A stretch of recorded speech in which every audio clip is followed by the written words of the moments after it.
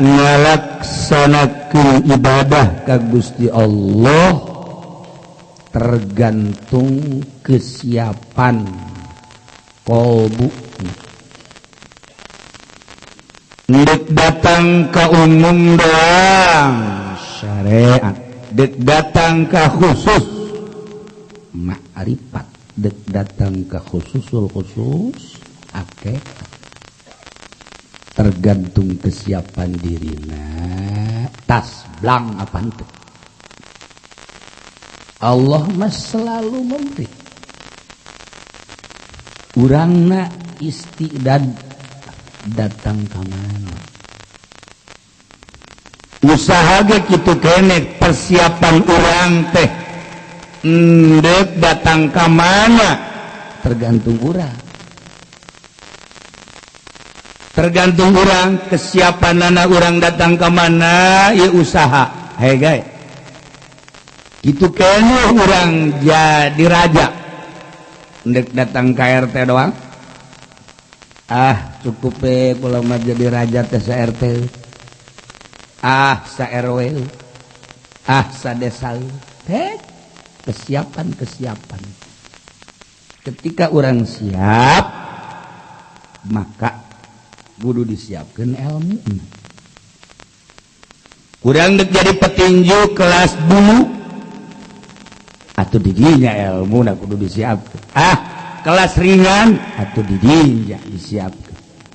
Cenah dek jadi kelas berat atau kudu disiapkan ilmu nak. Ulah kesiapan ngalawan maikisan tapi horenganan ilmu nak kelas 10 atau ngalucat tiring. Ngalucat tiring atuh. Iyalah kesiapan urang geus ilmu na disiapkeun mental disiapkeun karak urang berangkat ulah hanas hayang jadi wali kholwah koreng ngangkot di bool eta lah ari hayang nama jadi jelema sugih modal teu siap malah ngitung ge 3 tambah 3 12. Nah iya atuh batur maka denge teh usaha teh meuli tanah meuli mobil ieu mah ngajual anak bahkan incu dijual eueuh jualin deui nu mantak anak dijual ge eueuh jualin bebeakan kandas. Tapi ai stan mah stan bos. Aya tak ya Allah, aya teh jelema deui. Allah. Ieu ge boga stan nama stan wali. Tapi orang itu mempersiapkan ilmu jeung mental. Ternyata horenganan teu boga kayakinan. Kakarak hudang tipeting aya kadal kekersekan bae haju neangan anggel. Yo da eta setan wali. Jajubahna mangangsar ka handap. Beuh pohara jasa. Sorban kitu keneh deh. Tapi lamun ngariung lamun teu diberkatan ngomongkeun. Ieu kan teu beres ya kos dia itu. Ya Allah, takur mental jeung ilmu. Siap naik siap berkat mah berkat bae sih geus sakitu langsung ka wawalianan tah ieu kudu diakurkeun hari bisa nangan sakadar jurumiah mah ulah sok magahan alfiah atuh jurumiah bae sih nyana datangna ka sapinah atuh sapinah bae sih ulah haju muka fathul muin amboh budak insyaallah ke predei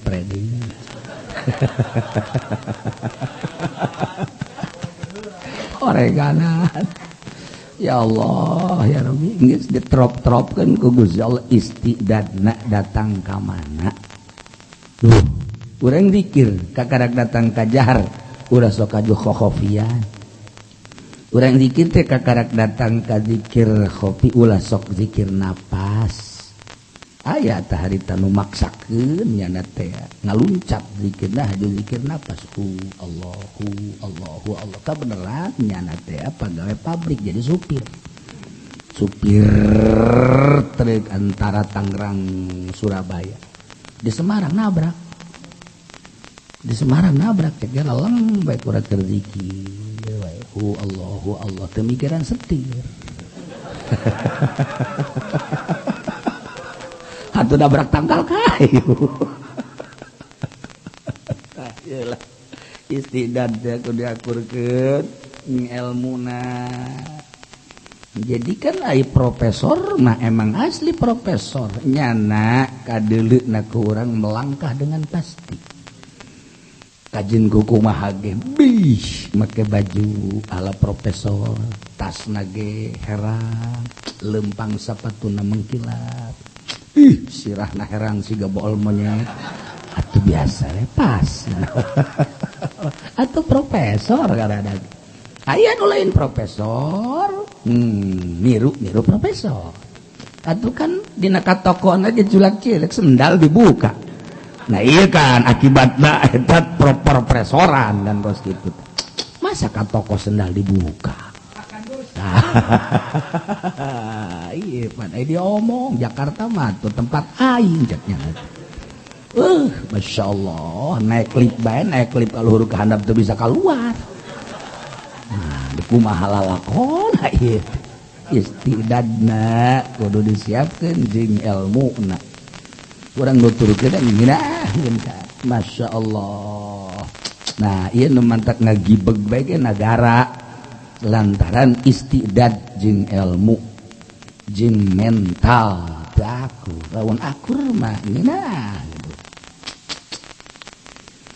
ternyata horenganan ibadah ka Gusti Allah supaya boga rasa zaukun nafsi indah nikmat lazat ketika nanaon di kolbu kecuali Allah pegat jeung makhluk pegat jeung dunia pegat jeung nafsu pegat jeung setan opat rupa etalah nu kudu ku urang dipegat-pegatkeun ulah kabita jeung kabongbroy kana dunia mahina bakal ditinggalkeun ulah diudag-udag jeung ulah dihayal-hayal itu kayaknya makhluk sakadar ngalem jeung nyawad mere jeung mentak pegatkeun di jero hate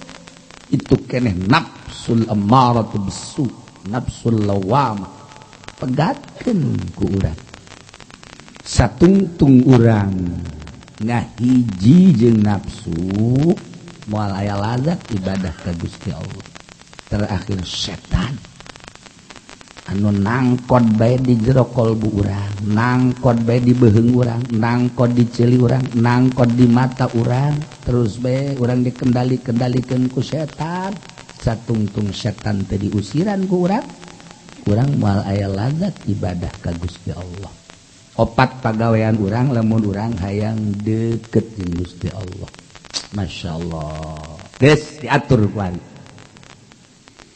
Sumalabu hamba teh horeng dititah bilizmil amri wan nahi wa mukhalafati nafsi kita melaksanakeun perintah Allah ngajauhan larangan Allah wilayaan kana nafsu fi kulli dairatin minad dawairil arba' dina daerah-daerah setiap daerah tina daerah nu opat pertama urang cicing di syariat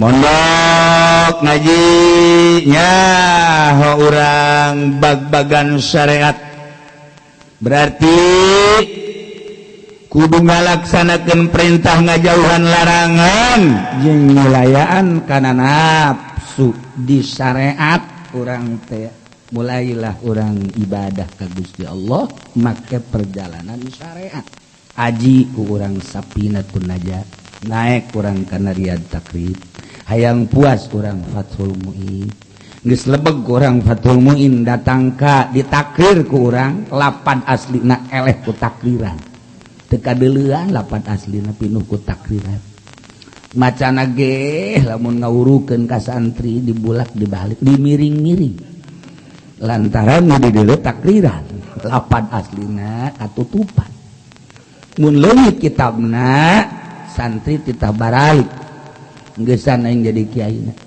kitab leungit mulai ku hari jaho bag-bagan syariat kudu timimiti cai-caina nu rapi terus salat rapi qiyamna rukuna sujudna i'tidalna takbir di masalah antara sabada ruku teh irsal apakah itu sidakep datang ka ribut kiai jeung kiai ngamasalahkeun irsal pohara jas masyaallah kan batul masailnya na miluan lantaran pinuh di jero dadana ku kitab-kitab ti mimiti nu leutik datang ka nu berjilid-jilid poha hebat rapi baik sekali salat teh udeng-udengna ban beca eleh masyaallah jubah make dua jubah ya Allah ya sorban tilu wai pohara sajadahna ge nu empuk teh pohara jasa hebat didinya aku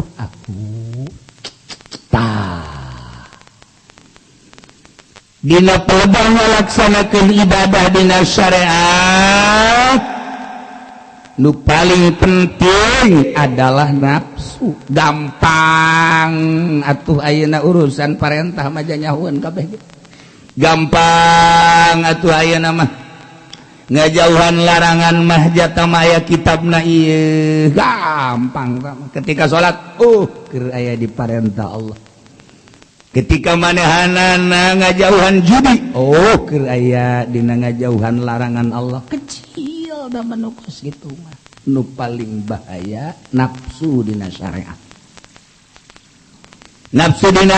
teh kumaha fan nafsu tuwaswisu fi dariyati syariat minal mukhalafat nafsu teh ngaganggu ngagoda dina daerah syariat adalah nyulayaan kana aturan syariat eta nafsu urang teh kuari keur berangkat ka Allah melalui syariat babari urusan parentah jeung larangan mah tapi horenganan hawa nafsu anu terus nyelip nyulayaan kana parentahan jeung larangan anak berangkatlah ka Gusti Allah tidinya timbul nafsu sing hade ieu ibadah ka Gusti Allah teh aya nu haram aya nu halal aya nu sunah aya nu makruh aya nu mubah aya nu jawaz warinya na dina syariat barang dina syariat teh kuari loba karesep timbul dina benak hatena teh lamun teu boga kendaraan mah urang teu bisa ngaji jangan mantepkeun ilmu syariat ilu ngaji teh kan kudu boga kendaraan sedengkeun meuli mah hese ai kudu kes mah aya nu ringan ieu adalah ngeridit mulai hawa nafsu ngopek prakana hate cak hawa nafsu teh masalah atuh sanajan ngeridit ge jajang ngaji ieu mukhalafat tah mulai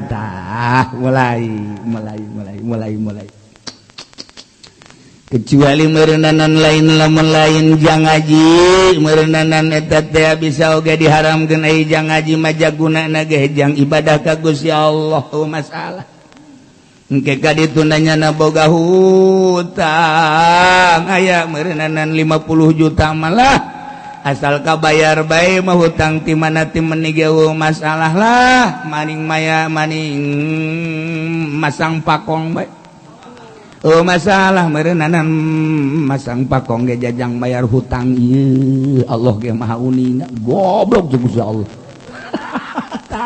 ulah ibu mukhalafat sih mah menang-menangan teh goblok.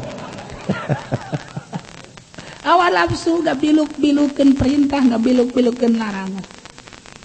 Kulantaran atuh ieu mah kiai manehanana mah haju boga sorum beuh didalilan ku kiai mah. Anu tata dina haram eta kredit lantaran dua harga dua akad. Hiji perkara anu kudu dua akad jeung Kangjeng Nabi kudu saakad bae tapi ieu mah dua akad lamun kes jeung kredit berbeda harga. Idinya kumanana didalilan boh dalil lagi teu kawawa lantaran hebatnya nama mondoknya kiai make jamul jawame. Ditukil nang tangan ka kiai-kiai. Saha kiai nu haram jeung aing lawan mukhalafah di syariat bagi geus mandeg. Deuleu awewe teh atuh haram budak haram ge lamun kicep lamun teu kicep mah ulah kicep-kicep deuleukeun bae atuh halal dak colok habek matana. Mulai ku jada dideuleukeun bae datang ka ngurucut cai matana kunaon sia ngurucut aing resep deuleu awewe pan haram ge mun kicep. Ayo sia dihelah wali syariat mah dihelah iyalah minal mukhalafat. Neuleuh awewe haram teh lamun langsung lamun di kaca mah teu nanaon cak saha neuleuh awewe haram aya di kacamata teu nanaon nu mantak mun urang neuleuh awewe make kacamata teu haram. Tarolol atawa ku aing urang neuleuh televisi pan neuleuh televisi mata mah gambar di kaca nu haram teh lamun langsung ai kitu mah di kaca saha nu ngaharamkeun dihelah punyana ti jam 6 datang ka jam 6 sore neuleuh TV beja teu haram. Ayo sia minal mukhalafat nyulayaan nu parentah jadi supaya ulah marentah nu larangan supaya ulah jadi laranganan. Masya Allah haram teh atuh alatul lahwi lamun mohokeun ka Gusti Allah lamun urang bari zikir mah atuh henteu masalah geus kunyana dihelah ku ari mah nongton orkes masalah asal nu nyanyina Raden Haji Roma Irama raja dangdut tamanya nama Ali Supi. Masalah hiji sair-sair nagenya nama mengarah lain deui nomor kadua atuh tama alatul lahwi bae tapi tama pan kumaha urangna bae dihelah kunyana haram minal mukhalafat. Jadi nafsu dina syariat selalu nyulayaan kana parentah nyulayaan kana larangan. Jadi berarti nyana eueuh mukhalafati nafsi sedengkeun diperintah ma'murun biluzumil amri wan nahi wa mukhalafati nafsi. Nah kuari eueuh mukhalafati nafsi malah nafsu teh dihayukeun. Tah jadi berarti di syariat gangguanana adalah nafsu anu selalu nyulayaan kana parentah nyulayaan kana larangan. Mun di ditu perintah jadi larangan. Mun itu larangan jadi perintah. Nah iya nyulayaan seperti kos itulah ibadah ka Gusti Allah dina syariat mandeg boro-boro ka torikoh kakarak di syariat doang geus diulah pan aya nu rapihna mah sami'na wa ata'na sakali haram bae sakali halal ulah aya kieu ulah aya kitu geus kumaha cek Gusti Allah sulayaan gara-gara nafsuna ulah make jin nanyakeun sugan aya qaudhaibna nu meunangkeun.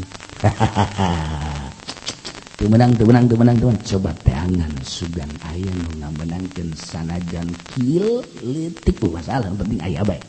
Ta eta geus mulai ta nafsu. Ya Allah ya Rabb. Seperti eta. Jadi orang ibadah di dairatus syariah nafsu nu kudu diperhatikeun ulah sampaikan ka nafsu ngahelah-helah nafsu teh nyulayaan karena aturan syariat. Nafsu teh nyulayaan karena aturan syariat. Kos urang kuari di Indonesia teh orang boro-boro kana toriko anu bergelut di kanagaraan mah anu milu di aturan-aturan negara lantaran negara teh geus teu make syariat. Jadi ibadah make aturan negara geus tinggalin urang teh dina syariat lantaran loba hal-hal anu dilarang ku syariat seperti nyen pamimpin awewe kan haram layuk lihal gom. Nah ininya orang bergelut di negara didalilan ku orang ku kiai ku mui ku partai ku kiai anu berorganisasi malah ngadalilan menang nyian pamimpin awewe gara bae gara paeh ngarumpak tina aturan. Geus puguh kreditan dihalal-halalkeun bunga bank teh dihalal-halalkeun kumanehna ditu kieu moal maju negara. Ih balik nek nyaritakeun kemajuan negara dek nyaritakeun ke kemajuan ibadah melalui syariat ya Gusti Allah. Nyaritakeun kemajuan negara mah lain urusan kiai. Atuh kiai ge bagian daripada bangsa jeung negara. Atuh robah gerak aturan bangsa jeung nagarana. Nuturkeun aturan mujizat. Ketika aturanana seperti ieu, apakah ieu negara parlementer, apakah ieu presidentil? Nah, tidinya kan dua nagakan tepuguh. Ja ieu mah negara anu diatur ku Allah mah negara syariat. Karena kurang rojong. Ketika presidentil atau parlementer berarti di luar aturan syariat. Atuh cukup baik ya mah ngado-adokeun bae sin bararisa bae maneh mah aing mah ka Allah. Kayak isin, sieun besi ditanya ke Gusti Allah, sabaraha tahun saya hirup di alam dunia? Abdi 70. Pernah di mana? Di Golkar. Pernah berjuang di Golkar. Masya Allah, abdi nyuhan segala. Nyuhan di Golkar, sumuhun. Zabaniyah, sera dia pendia. Mana perjuangan anak? Ya Allah, ya Karim. Orang di kiai-kiai kuari gak di akhirat, orang. Engke dihina-hina sisi dora. Dibuya-buya, di mama-mama, orengan dan dirantai di akhirat. Aja Pendi kok dirantai? Kalau ngomong. Sia anjingnya panas, diomong-omong. Lain emang keur di dunia aku mah. Enggak sudah ngomong-ngomong dunia. Sia milu ya jeung aing rantai ya eken ya. Ye, atuh masing-masing mah epen. Ya Allah, karim.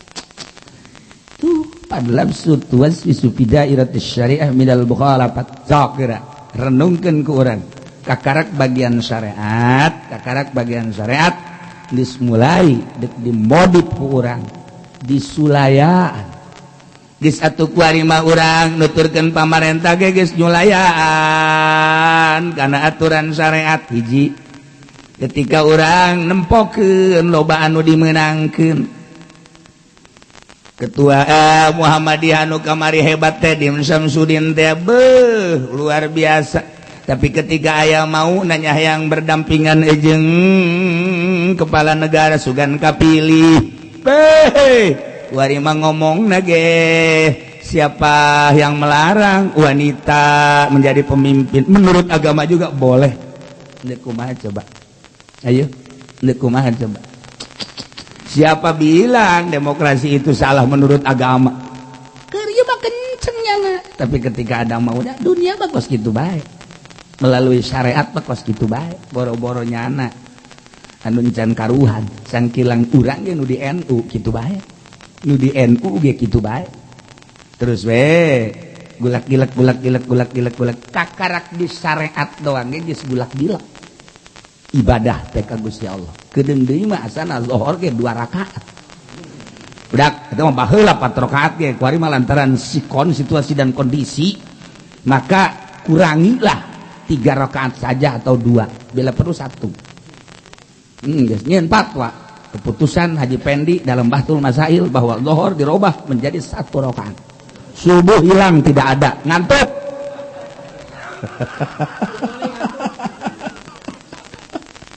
syariat mah geus kieu syariatna. Tah berangkat melalui syariat digoda ku nafsu fi dairatis syariat minal mukhalafat. Terus nafsu teh hayang kapake di dirina ngarubah syariat anu parentah supaya ulah jadi parentah, nu larangan supaya ulah jadi larangan.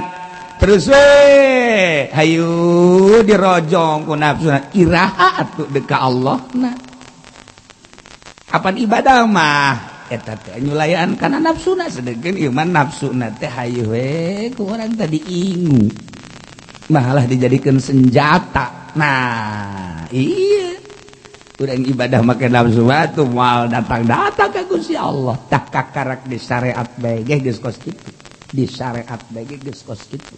Ya Allah ya Rabb. Yai kumaha guari lamun urang balanja hiji barang balanja hargana teh 100.000. Kemudian ayo kuari dijual aya nu wanieun hijina 500.000 berarti kan untung 400.000 tah menurut agama kumaha atuh masalah. Boleh lah, oh masalah aya mah nu meulina.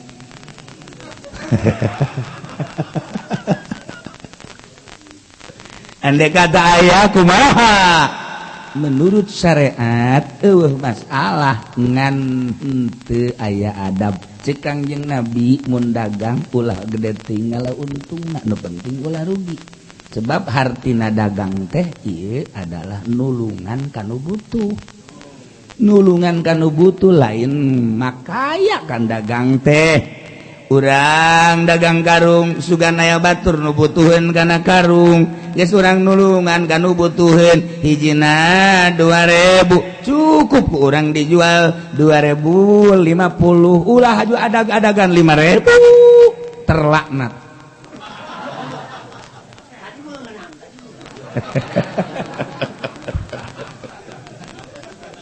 Terlaknat eta dagang kos gitu tuh. Ya Allah, ya bertani perkaya diri lain nulungan kan urusan nulungan dia mah dagang mah nulungan. Ketika batur teh dahar kemudian dahar teh kudu aya deungeuna. Deungeuna di antara lauk pauk jeung sajabana urang nyadiakeun karunya ka batur nu hayang lauk pauk. Nah eta teh ulah niat makaya urang teh niat nulungan abeh meunang ganjaran kitu cek syariat mah. Ketika orang niat makaya asuplah orang ka ayat alhaakumut takatsur hatta zurtumul maqabir dilaknat ku Gusti Allah. Iya tuh aya aturan-aturan. Nah ieu syariat bae ge urang geus mandeg dina syariat. Ya Allah ya Rabb. Syariat bae geus mandeg. Nek maju ka Gusti Allah melalui syariat ieu geus mandeg perintah geus teu siga parentah, larangan geus teu siga larangan, dirumpak ku urang. Ya Allah.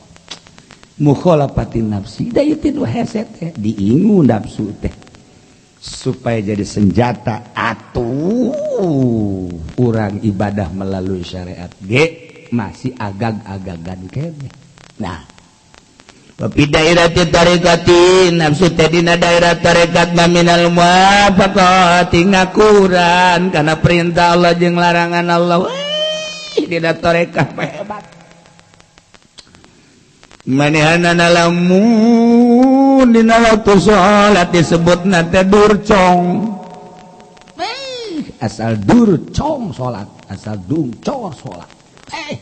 Adab-adabanana ge hebat. Qobliyah jeung ba'liyah disebut rawatib pohara jasa. Akur menal muwafaqah nafsu teh ngakuran kana parentah Allah. Ketika aya awewe nyileuk nya larangan Allah.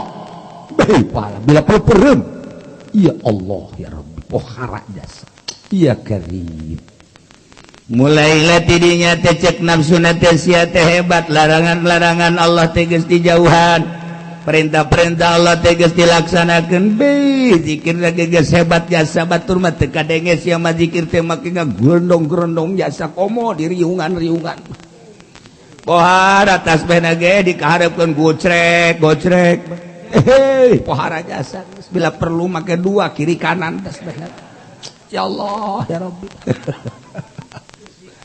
Timbullah talbisan di jero kolbu aya nyulusup hayawan nafsu sedang maneh mah cek nafsu geus akur jeung perintah Allah amr ma'ruf nahi munkar imtithalul awamir wajtinabun nawahi disebut takwa ente teges takwa asana geus sapagodos jeung nabi sedang ente ngaku nabi. Wah hebat jasa ya Allah ya Rabb ya Allah ya Rabb meureun aya ngaku nabi mah luhur teuing ja kudu dibere wahyu lah turun ngaku wali bae wal wilayah geus aku bahwa maneh teh wali sebab geus pas jasa imtithalul awamir wajtinabun nawahi. Ya Allah Quran kapan kumaneh geus dikunyah-kunyah bahkan kamari mah pan dibeulem dikopikeun hebat maneh ya Allah ya Rabb geus pokona mah kebijakan teh kapan aya di mana ih atuh deuk saha deui atuh anu ngangkat jadi wali aya lain diri sorangan tolol deh coba pugu diangkat jadi wali baku Gusti mengangkat sorangan bebejanya alhamdulillah abdi geus diangkat jadi wali Allah baik pohara sing hade sakecap jatah kala wali Allah ulah sambarangannya ulah besi kaganggu naon ke kula besi omong-omongan kula jatuh anu teu bener sebab kula wali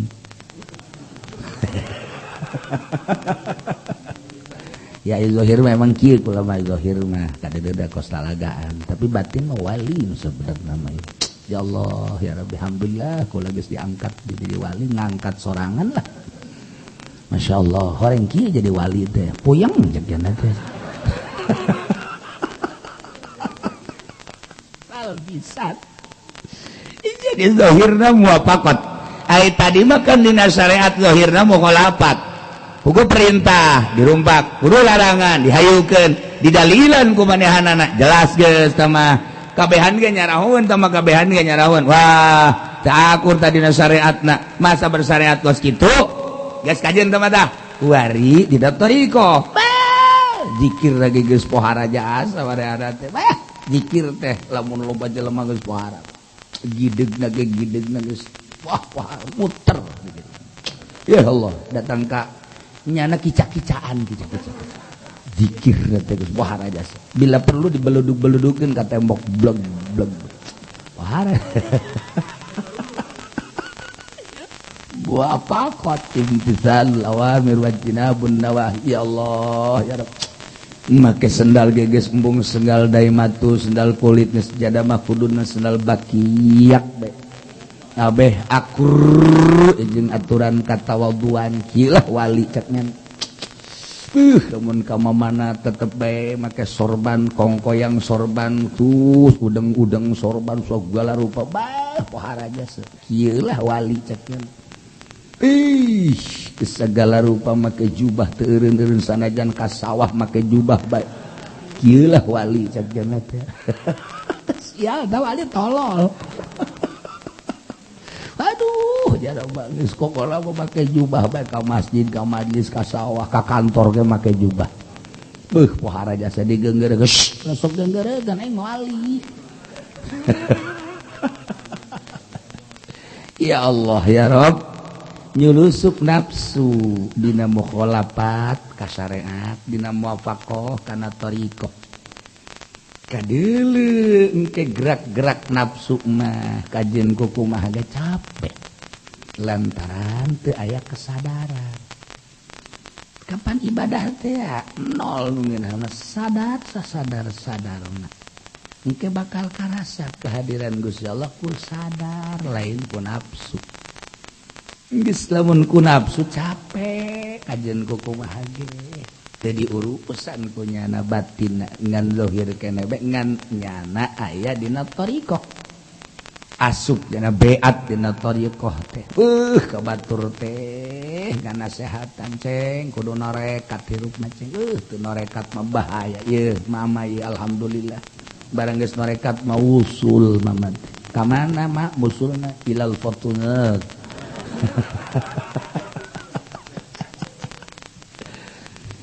Dumantak dengan guru naga seseleh padahal maloba asup kana thariqah teh di beat make zikir di beat hasil beat teh ngomong kieu cek guru teh ulah datang ka ditinggalkeun ieu teh zikir teh nya geus di beat kieu mah bada salat teh sekean pentingna sekean insyaallah engke ku Gusti Allah bakal ditaekeun derajat hiji engke bakalna dagang bakal maju dua engke bakal boga harisma nomor katilu engke bakal dibere karomah ku Gusti Allah ta ieu guru torekat nu modal kitu guru torekat jurid teh nu Gusti eta lah salah masa norekat teh jurusan kana dagang jurusan kana mulya guru torekat mah lain kitu lepaskeun dunia lepaskeun makhluk ulah aya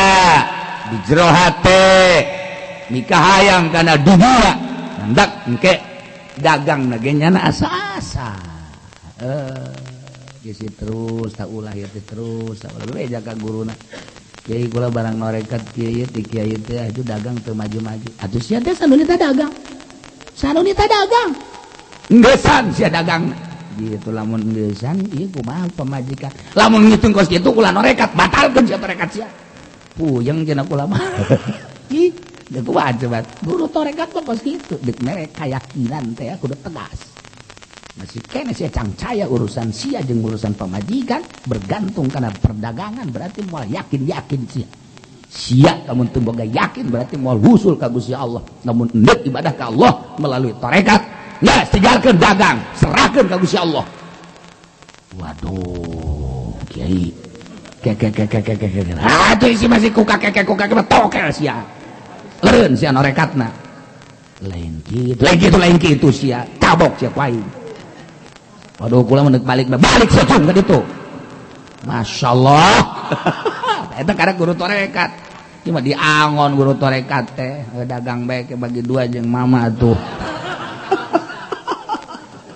Badak guru torekatna tarolol ku ari mah masa ngajurus ka dunia ngajurus ka usaha ye guru torekat mah ngajurus kana keyakinan tinggalkeun geus beunang meureunanan 3 bulan lebih jadi moal geus sekolah teu ngawarung ajo alhamdulillah ieu mah deuk nyerahkeun we ka mama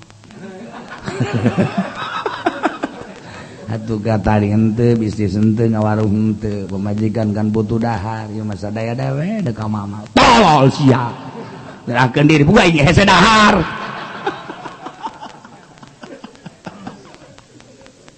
dah ieu bab thariqah teh siga gampang tapi hese siga hese tapi gampang guruna ulah sok salah-salah nuduhkeun tah badak sararenyum be almarhum abah ajengan imam seri be kulol gitu ya ta guru teh torekoh teh cenah mursyid teh ya nuduhkeun arah ka Allah lempeng ulah pungkal pengkol ya makan pungkal pengkol urusanna zikir insyaallah gerege naik pangkat sia ih dapat garana lain torekat mah kos itu hikmat atuh tah mah geus teu kudu menangan guru mursyid ka Cisoka bae tah mah ka Cisoka aya baca tah ku sia zikir 200.000 engke beuseum pencaci karet ku sia sambat yo zikir kana penca atuh di Cisoka makan kos gitu bareng ngabeten ulah kenceng teh ngabetenna kapacirit sia nah ieu mah keur urusan nafsu diutar diatur heula dina syariat nafsu nyulayaan kana parentah jeung larangan dina thariqah nafsu selalu ngakuran kana perintah jeung larangan kanyahoan ieu teh nafsu maka guru mursyidlah engke nu bakal ngalempeng-lempengkeun tegor ya bakal teh lamun geus beat lain kitu nafsu sia tah teu kanyahoan ku diri sidakara dina kanyahoanana kan teu ngaku diri sorangan teh asanya we urang teh norekat ku sebab hudang penting haju urang boga perasaan aing hebat batur saat batur sare aing hudang luar biasa aing meureunanan diangkat jadi wali ieu ubabari teh si budak angkat jadi wali teh pan ieu teh nyerahkeun diri sadaya-daya nyoplokeun pengakuan ulah boga rasa bahwa urang teh hudang ti penting nang urang ulah boga rasa bahwa urang zikir teh urang ulah boga rasa bahwa urang salat teh urang tadek nyoplokeun eta torekat teh memeh urang ngahakekat satungtung urang ngaku keneh bae atuh utek-utekan bae ngaranna bae urang thariqah horeng syariat-syariat keneh endek ngalepaskeun pengakuan-pengakuan eta ja asli nama la yakumu ila bi cek Allah nu ngurusan kecuali aing yarani kaifa umsiku narele hamba aing ka aing cek Allah kaifa umsiku kumaha aing keur hamba nu ngagulak-gilakkeun teh aing nu ngahirupkeun aing nu ngarobahkeun aing nu nyicingkeun aing kunaon atuh di aku ku sia tah deuk ngaleungikeun pengakuan thariqah eta moal bisa ngahakekat lamun masih kene diuka di aku carana ieulah nafsu anu muwafaqat talbisan nyalirukeun nyana hanya guru mursyid engke nu nuduhkeunana mun hese teangan haji mursyid eta aya eta tatangga Haji Pendi tuh manaknya nama teu kudu dengan guru mursyid sebab babaturan lagi haji mursyid aduh eta kos kitu bentuk dah jadi kos kitu eta Bidayahul Ma'rifat wallahu a'lam bissawab. Urang ibadah ka Allah hayang usul ka Allah kudu melalui pos-pos nu diatur ku ahli thariqah. Nah aya teu melalui eta ge usul mah di murad kudus di Allah teu melalui murid mentak wali aya wali murad aya wali murid di SD di SMP wali murid ngaran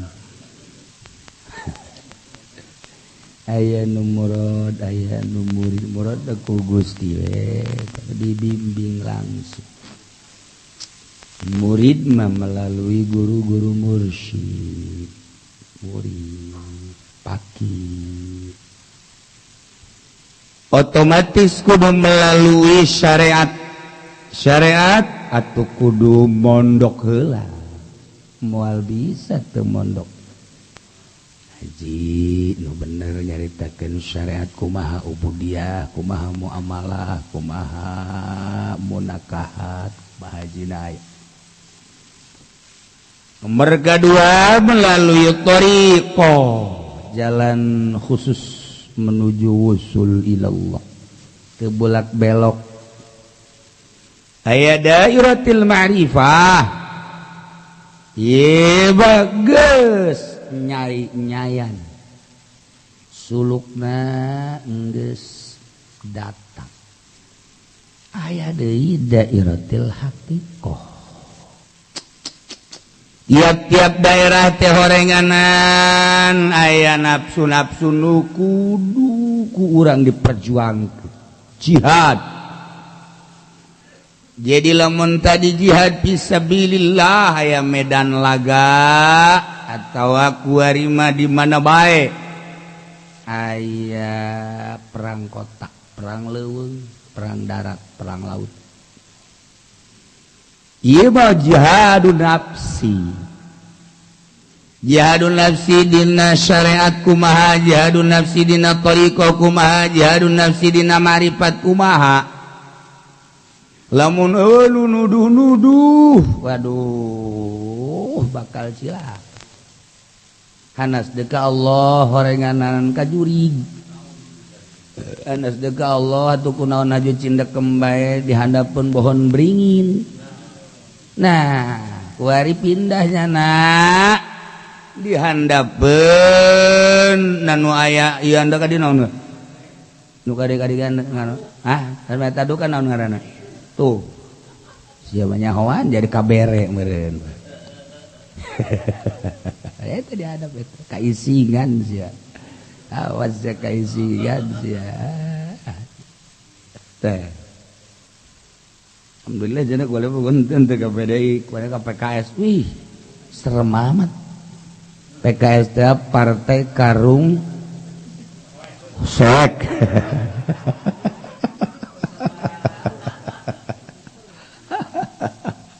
Aduh. Sarua jeung PKB. Partai karung bolong gitu.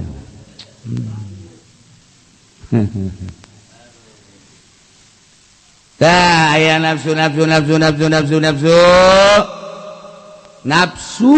kudu diperjuangkeun kurang dina syariat. Ieu adalah nafsu nu berbentukna mukhalafat. Yulayaan kana syariat, cak syariat ulah nafsu ngahayang-hayang berangkat teu ngakuran kana syariat.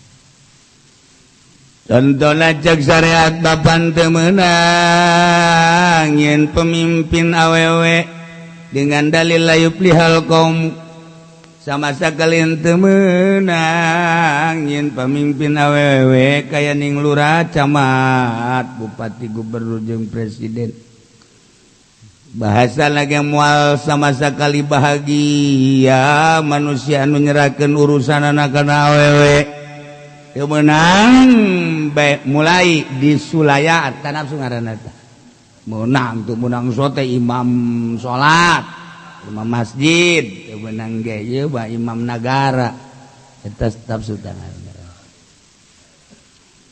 teu meunang urang ridit lamun eta barang teh dua harga anu berbeda dua akad lamun ke 10.000 lamun kredit 50.000 loh atuh mun geus kitu mah urang moal boga-boga lah aya ieu dalil-dalilna jak kiai ge loba nu boga showroom nu boga disulayat eta nafsu ngaranna teh nafsu nulayaan kana syariat mentak syariat teh kudu jitu heula besi urang ke nabrak syariat eta nafsu. Tuh, orang mah jadi gawe doang di bang. Eta teh agapan ngumpul-ngumpul riba, jadi orang makan digawe ja. Dia tuh salah padahal mah wa katibiha, wa qoriha, wa saksiha. Hah? Mana deui tah? Sarua. Lamun urang mah tah nyana nyulayan tah kana syariat. Eta nu kitu karena nafsu nu ngarusak anu ngagoda dina daerah syariat mah mukhalafat ayo berbeda teh jeung syariat ebreh kene eta mah nu kitu masih keneh kadeuleu kumaha tak kadenge ku ceuli oh si eta berbeda kok jeung syariat bu aya dalilna oh si eta tuh kah aya Masya Allah, atuh ambalaya tak wari manu ngabedaan kana syariat. Atuh loba eta nafsu tah kos kitu nafsu. Ya Allah, eta nu gede-gede we. Nu leutik-leutik atuh loba. Nafsu nyulayaan kana syariat. Kangjeng Nabi mah pake nu dipake ka resep teh baju top putih warnana sehingga disunahkeun lamun urang Jumat diunggal kitab fikih teh make baju model kitu lantaran nurutan ka Kangjeng Nabi. Woh, intina mah nu penting mah geus asal ulah ka buka aurat teh mah ke batik ku salah sapari masalah geus ngarumpak kana kasunahan. Malah ngomong ke gitu mah adat Arab geus lain syariat teh nya mah jemputna ge eta mah adat Arab pakaian orang Arab ya orang Arab di Jawa make jubah bae geus main nafsu bake geus batik ayo masalah ngan ngarumpak mun kieu mah ngomongna aduh ieu mah sebenarnya sunah sih ngan atuh iyalah berantaran bogana batik bae geus jeung hayang resep pake batik masalah tah pas itu nya lain gitu make jubah segala sia kos urang Arab bae ye geus ulah urang mah Indonesia ya mah ke batik ye kopiahna ge merah putih atuh sorban merah putih geus kabeh ya Allah ya Karim nafsu tah kos kitu tah nafsu teh mun hayang nyawa tah nafsu kos kitu tah nyulayan segala nyusur salat main full Kuari mah make sikat gigi ulah make susur. Ya Allah. Padahal Kangjeng Nabi nyaritakeun laula an asyqa ala ummati lamartuhum bisiwakin kulli syai' ayada inda kulli salat. Lamun teu sieun ngaberatkeun ka umat kaula niscaya kaula bakal marentakeun unggal salat make susur. Oh, kata kaji pedi mau susur lagi panjang. Kudu panjang. Malah kudu make hadam gitu kena gitu. Pernah di pondok kayak hadaman, hadamna nakal, pakai halu. Beres dikit kan ditotogkeun dah. Ieu sih wah. Zulaya teh nafsu teh kos kitu teh. Nafsu mah kos kitu. Oh. Urang ditadar cek Kangjeng Nabi darna asal jang kuat salat bae ulah sebe-sebe mulai tar ada jero tan nafsu datang. Nah mulai geus eta nafsu tah sulaya teh jadi salat tadi da syariat ge can akur-akur can udah Jokot daging ngawab nage kudu make 3 ramo dihelah ku nya Nabi 3 ramo ge atuh Kangjeng Nabi mah korma urang tuh maka ning biasa ge bulog ese biar da bau deh ya sudah sulaya jeung Kangjeng Nabi waduh ya Allah ya Rabb masyaallah Kangjeng Nabi manita telepon ngalawudu teh 3 kali jeung ulah loba-loba isrop eta teh parentah Kangjeng Nabi geus gucurkeun caina ge teh kudu diparentah urang make syariat lah saeutik bae masyaallah pan urang mah 2 ember satengah eta nafsu tah ayo geura tuturkeun Kangjeng Nabi isrop. Jadi Masya Allah. Mulai tadi syariatnya itu berbeda. Ayo. Mukhalafat. Kangjeng Nabi maga wanita ga orang boga pamajikan teh ulah hiji.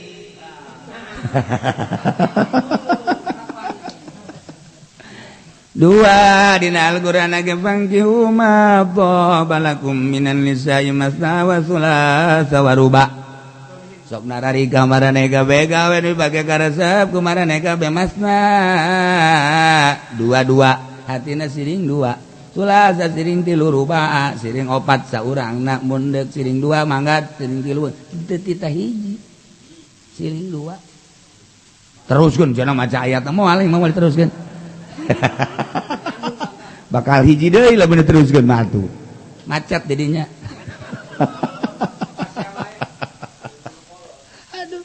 ayat bahwa hidayatan nggak ditutup mau dibaca tuh iya be ayat tuh iya ya Allah ya Karim nafsu urat wah kawada ya lumpat sok di syariat ulah mukhalafat as-sami'na wa ata'na kumacik Allah beladina kumacik Kangjeng Nabi baik nah Kangjeng Nabi manitah teh ngabeberes nagara make syariat ja aya kitab nage Al-Qur'anul Karim tegakeun gerage nagara make syariat deh aya kitab da negakeun nagara make syariat ulah kaluar ti aturan syariat wari maga aturanana aturan lain aturan Al-Qur'anul Karim make aturan Walanda batak di urang naka Walanda lain naka Belanda aja naka Walanda kalau aturan ini betul Walanda ya Walanda tia si Holland tah itu orang jadi takeun kolot baheula di zaman Wilhelmina Reflex oh. diganti ku aing aya teh mah calana Reflex tah kuari make negara sekuler Nah, maka negara demokrasi, maka kapitalis. Nah, anggap aja masalah. Ya kercarita hawa nafsu. Mulai. Sebab pakai syariat bahese maling. Hese maling pakai syariat mah. Hese maling potong. Embung kan negara dipotong. Masa bupati leungeunnan. Masa gubernur leungeunnan. Masa DPR parotong kabeh leungeunnan. Sulit lah. Tegakeun coba nu teu salat dohor asar magrib bunuh. Atuh sakeluarga ke anak haji pendi mah bunuh kabeh. Cing tatangga-tatanggana ya. Tegakeun coba ge agama. Ayo maling potong teu salat bunuh mabok had ranjam nu muson negakeun. Tah eta teh bakal manggih katentreman di negara. Lamun kos kitu teh walil qisasi hayati ya ulil albab. Quran tara urang teu daek negakeun. Baheula ditegakeun zaman Kangjeng, zaman sahabat, zaman tabiin. Nah, tidinya terus perang. Eleh Islam. Jadilah negara kapitalis deui. Tah, tegakeun deui zaman Wali Songo tahun 500-an. Tegak deui 1 abad lah kurang leuwih. Make aturan Islam sedunia. Wow, jadinya berangkat nih perang. Nah, di setelah eta terus ka dieu encan pernah menang deui itu Islam. Seperti ieu pertarunganna sengit. Nah, teu kaluar tidak tilu. Ya, komunis, demokrasi, Nasrani, Yahudi lah. Nomor katilu adalah Islam. Kitu bae percaturanana. Nah, orang kuari ke bawah make aturan demokrasi. Embungeun make aturan syariat tadi orang teh embungeun. Henteu diperjuangkeun tandana nafsu ditana mah negakeun syariat tapi negakeun demokrasi. Nah, eta teh berarti mukhalafat bukan kitu. Tah, eta teh nyulayaan kana demokrasi, kana syariat. Itu behilanan tah. Nah, eta di syariat kita kos kitu. Kita tuh kuari mah kiai-kiai anu ngadukung gadinya berarti ngahayukeun kana demokrasi, berarti keur aya dina nyulayaan kana syariat. Sok we teh sadar atau teu sadar kos kitu. Sadar atau teu sadar kos kitu. Kos kitu bae geus. Ayo, dah terus diperjuangkeun, dibawa ngajelemakeun batur. Ternyata nyana nu ngajelemakeunana henteu jadi jelema. Oh, di zaman Golkar baheula kiai ngajelemakeun ka DPR supaya naik nyanana acak-acakan. Sebab nyana nu nyaho kana syariat teu wake syariat. Terus ngajelemakeun batur keur jadi bupati nyanana teu jadi jelema. Tuh, majelis tinggal majelis, pondok tinggal pondok. Nah, gua hari jadi peternakan ayam. Nu ngajina soang. Iya nyana ceramah jeung soang. Iya. Sadar atau tidak sadar seperti itu. Sebab daud mukhalafah dina syariat. Di sabaraha puluh kiai nu urang nyaho. Pandeglang, Serang, Tangerang, Bogor, Sukabumi, Bandung, Garut, Tasikmalaya, Ciamis, top deuleu. Nu baheula antep atepan dina Golkar. Wassallallahu alaihi wasallam wasyama yasifun. Salamun alal mursalin. Alhamdulillahirabbil alamin. Selesai. Teu kudu dihitungan ku urang. Nu warauh bae urang nyahonya. Selesai. Datang ka ayeuna anakna ge jangan manginyap deui teu daek menyat aneh. Nah, itu mah zaman Golkar cenah kiai kumaha ku zaman pedek wih. Sanes pada leuwih jero ge. Ai Golkar mah baheula teh henteu terlalu nasionalis, ngaranna doang. Tetapi ai dina sosialna mah beda jana dengan adaptasi nama. Ieu mah kan parah. Cuma parah. Nasionalis geus ngaantikeun ka Islam segala rupa didukung. Terserah ente. Kana makan keur ngaji anu mah. Cuman ngabejaan doang lo sudah moal didenge atuh kumaha ente bae. Tege karasai ku ente. Ayo sia. Ayo ha. Ayo sia ha. Rasakan gitu sia. Nu kamari ngadukung Atut bae, nu kamari ngadukung Ibu Atut. Nu kamari ngadukung Ibu Atut. aya Rano Karnoan nu datang ka dieu kiai sabaraha nu tadina boga santri 70 kuari tinggal aya 3 geh nu hiji lehoan nu hiji ieu kula mah nyaritakeun teh sing hade maksudna sing hade ieu urang teh ieu kan beungeus bisa dititipan ilmu haju hayang ngamangpaatkeun daratang ka dieu sabaraha kiai rangkas pandegelang selesai eueuh santrian kukula ditanya lalauna landi bejakeun sote lain deuk nyaritakeun kiai eta nu moal bejakeun ngaranna tapi sing hade besi nasib sarua jeung eta nyana hayang magahan ngaji santri eueuh aya nu deuk pindah pondokna kuari bebeja ka kula lantaran eueuh sama-sama lain kudu pindah beuleum jeung imah-imahna sakulat teh cenah kiai ji daerah Tangerang ya daerah Tangerang teh kudu bejaan kukula sakadar kadatangan ku atut taju ngabagikeun tiung di majelis taklim santri baralik di Tangerang malih beja pesantren hebat pedarekeun mah kita tadi anu ngajina aya meureun 200 mah datang ka 10 wae ngabagikeun tiung doang Masya Allah teh sok parah bisa lagi ulah sok ngomong ke situ aing mendek bae Endek bae karunya maksudna loba jasa kieu nu hayang magahan ngaji santri ya. Ih aya eta enta kaisingan sia. Awas ya. Kaisingan sia bombolokot sia kajen rukung mah. Lajana kieu eta bae cenah surahna surah kitab ente aing mah kadinya.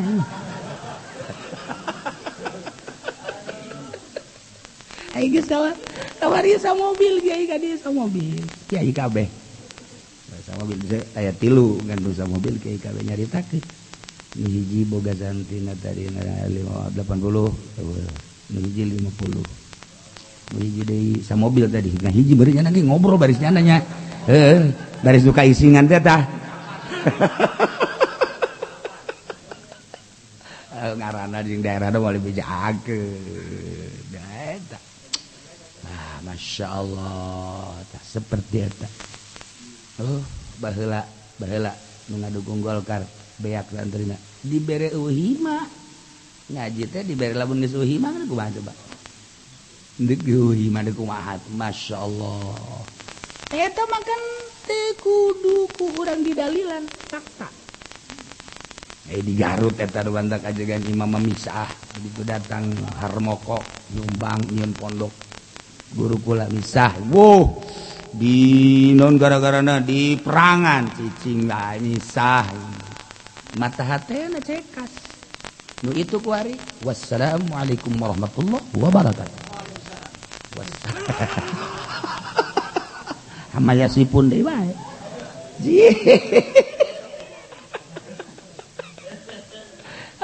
Pak Amin ge nyaun tah Pak Amin nya ge termasuk didinya ku baheula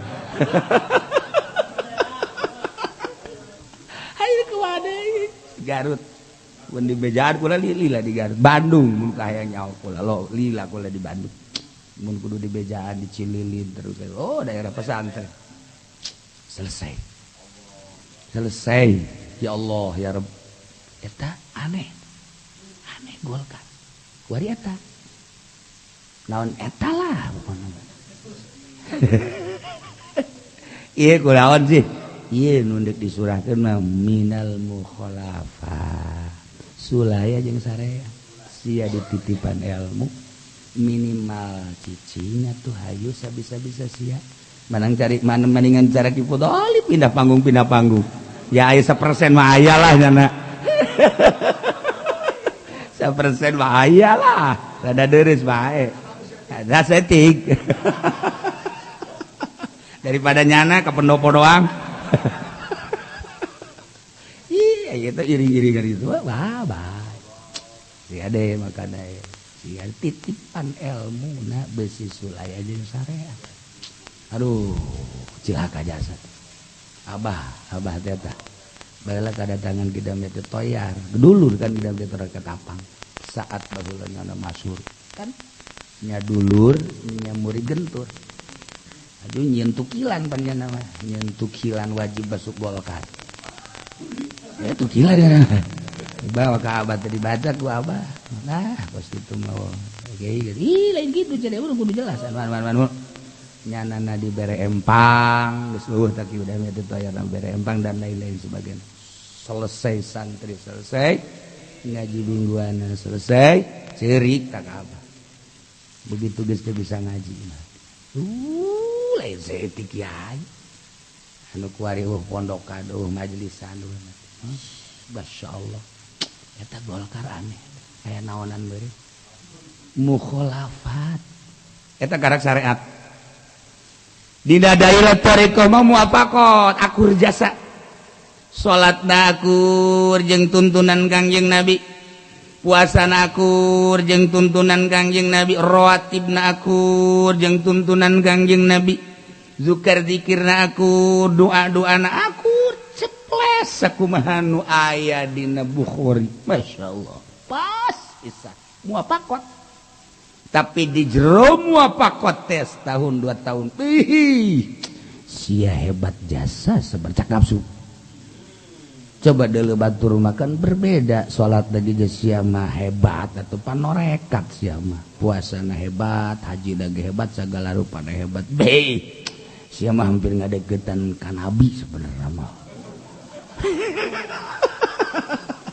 bisa sih disebut ke nabi ge bisa cak nafsuna ngan kulatara nabi makan geus eueuh mah nya sia haji ku nabi cara nabi Asep anu di Bandung teh ya masa nabi kos tukang beca juga ku nabi teh beres teh mah tuh lah minimal sia mah geus ngaku wali bae wali sia mah geus pokona mah lah ngarendeng jeung Maulana Hasanuddin sia mah ganti ngaranna itu Maulana Hasanuddin sia Maulana Malik Ibrahim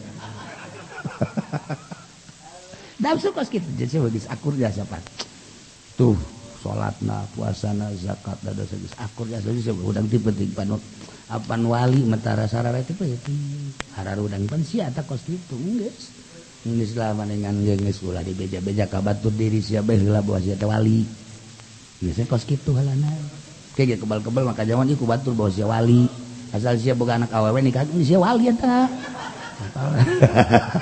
atau sia ka Karawang kege diwalian sia wali oh jadi beloon ni jelema nah ini toriko muafaqat nafsuna syariat mah mukhalafat tadi tentangan mentang tapi di toriko mah ngakuran nafsu teh limit pisan masyaallah karim nah kuari bisa ta merangan di syariat bisa sia nafsu goblok sia nah di toriko ge sarua nafsu sia kok bisa orang nyaritakeun bahwa eta nafsu kan guru mursyid aya melalui lelembutan ke bakal ditentang lelembutan eta mah lelembutan nafsu lelembutan eta mah lelembutan anu asli tah ku guru bakal kajawa mantak aya lah engke tanda sinar di wajahna apakah sinar biru apakah sinar putih apakah sinar berem apakah sinar dan berbagai sinar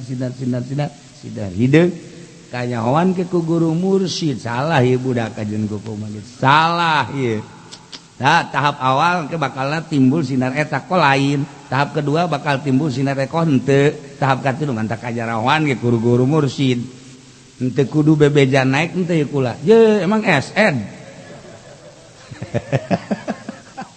ayo tina sinar we geus kajawa tek oh kudu hese guru mentak kudu aya lah pertemuan dina torekat apakah pertemuan seminggu sekali urang teu bisa sebulan sekali engke kajawa teh ke guru oh iya budak naik ge timbul sinar nah urang kan naik mobil teh aya sen kiri net oh kajawa kiri berarti net kanan oh aya lampu hajab breu oh tah tuh aya haji peni mah geus eueuh sinaran mobilna boro-boro sen lampu hareup ge eueuh sen aja naon alin anu maling punya na pamalingana aduh mantap bagi make jas bae kan nya mantap eta teh sok ngantongan ya segala obeng nu kada itu. Iya bidaya tarekat bola bapak kata talbisan nyalirukeun nafsu teh masyaallah kadakwan nubuwah wal wilayah. Kok bisa terus eta diperjuangkeun kan aya carana nu saha ieu roh nu Gusti atuh moal di aku. Nu saha ieu awak nu Allah atuh ulah hayang aku. Nu saha ieu mata nu Allah atuh ulah di aku. Ngaleujitkeun pengakuan-pengakuan ketika aya bisikan-bisikan eta kan berarti timbul ti pengakuan. Kan urangna lamun masih kene ngaku timbul bisikan. Lamun teu ngaku eueuh bisikan. Ye, rohna ge nu Allah sing ngabisikeun ka aing goblok sia. No, mulai ta urang nyaho. Oh iya, mentak lulus. Lamun eueuh nu kos kituan cilaka guru pembimbing di aku kabeh bisikanna bakal di aku pan rohna ge nu Allah. Nah lain urang teh di aku ketika aya bisikan-bisikan mabur sia ka ditu goblok segala ngabisik-bisiki aing mah ka Allah. Oh mulai bisa tak kurang diperjuangkeun dengan cara zikir jeung ego pengakuan-pengakuan. Oh nu di aku kurang kan dipaksa ku guru teh. Sianala deuleu sia ulah rasana sia Allah nu dideuleukeun ageun Allah antara sia Allah jeung nu dideuleu adalah Allah. Wah, mulai ya teu beres ya. Tara ngaku jadi Allah ya. Tak eta teh dipaksa ulah di aku lantaran kapan ti ditu dage la yazalu abdi yataqarrabu ilayya bin nawafil hatta uhibba wa idza kuntu ahbabtu kuntu ainahu wa lisanahu. Jadi berarti cak Allah aing lah nu jadi mata sia nu jadi lisan sia. Yo nya wa yadahul ladzi yabsu wa ridahul ladzi dah. Oh berarti lempang teh lain urang. Allah paksa urang teh. Engke mah lain dipaksa nyadar kata makan ti guru. Wari mah nyadar perasaan ayah hadir kehadiran Allah timbullah kesadaran ija heueuh horengana mulai bisikan tersebut mal bisa sebab urang geus tegak mulai encan ka tembong aya setan nama ngan bisikan-bisikanna nafsu kendaraan setan geus bisa ku urang ditopang luluslah urang di torikoh eta teh kan perjuangan anu moal bisa 1 tahun 2 tahun perjuangan eta teh mun panglimana pembimbing hese. Nah, kuari mah dina syariat geus bisa, dina thariqah geus bisa lulus, nya berjuang jihadun nafsina. Kuari mah geus usul ilallah. Perasaan hadir Gusti Allah teh selalu hook per detik mun poho ka Allah. Ketika goplah terasa dosa. Sise aya Allah hadis kemudian aya Allah hada sagala rupa teh dikendalikan ku Allah teu di aku teh kuari mah karasa mun tadi pemaksaan kuari mah hadir we eta mah kan hese dicaritakeun sebab rasa mantak tidak boleh berdebat dalam rasa sia kunaon sih boga pamajikan hideung maning nu putih rasane wede rupane ora pira tapi rasane atuh teu meunang berdebat apa urusanana tuh selera masing-masing. Ye, sia mah teh nyaho kana hideung liket sia. Aduh, tunggu lain jadi wali nyandung. Tah, eta lah teu meunang berdebat dalam rasa cek Imam Ghazali. Si ieu resepna sieuna kitu jeruk. Ye cek ieu maning jeruk, jambu sia hebat jasa. Maning jeruk sia nya seungit. Weh, jambu deui di amuna. Ribut nya aturan naon? Rasa diributkeun itu mana. Nah, engke urang dibere eta ku Gusti rasa kehadiran Gusti Allah, masyaallah. Geus pokona mah hese nyaritakeunana lamun geus perasaan hadir makin lila. Kadang eueuh ke kadang aya heula can istiqomah. Ketika urang ngalengis dengan cara-cara tertentu, ayalah naik ke kadang-kadang. Tah lamun geus dibere naik leng, artina leng teh ya.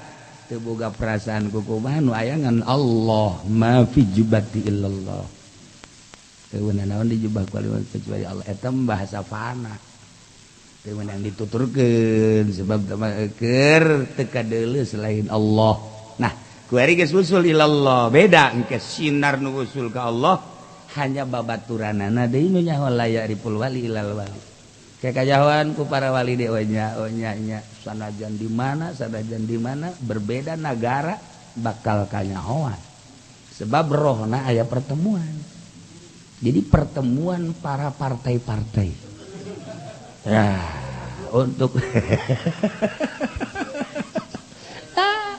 ayo batur kuari teh pertemuan partai pertemuan tim sukses dan pertemuan berbagai di aya-ayakeun nu eueuh ge di aya-ayakeun pertemuan di modalan untuk mensukseskan ieu lain pertemuan para arwah ruhnyana bisa kapangi jeung para ruh deui di mana di Lubnan di Libanon nah iyalah ya gunung khusus para pertemuan para aulia Allah nah iya anu kaditu lah berangkat tapi teu datang aya cuman ngirim SMS we kaditu ya siapa bloon coba